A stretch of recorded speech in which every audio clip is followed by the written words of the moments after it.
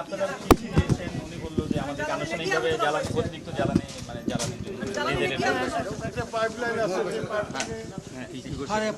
একটা পাইপলাইন আছে, আপনার সাথে একটা এগ্রিমেন্ট আছে, সেটা আমরা বলছি যে আমাদের তো তেল বাড়ানোর জন্য, এই তো। আর কি বিষয়ে আলোচনা?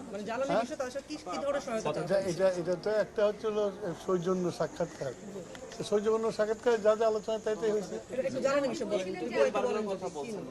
বললাম তো। পরিমাণ কেমন? তো ওইটা তো আমার তেল বাড়াই দিতে বলছি, এখন যে কি বাড়ে তারপরে বুঝবো যে কত বাড়ছে।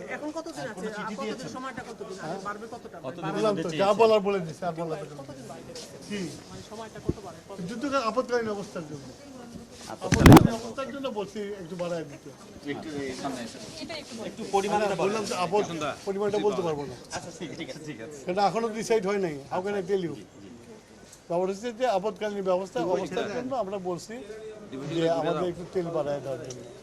এখন তারা ডিসাইড করে কতখানি বাড়াবে। হ্যাঁ, ডিজেল।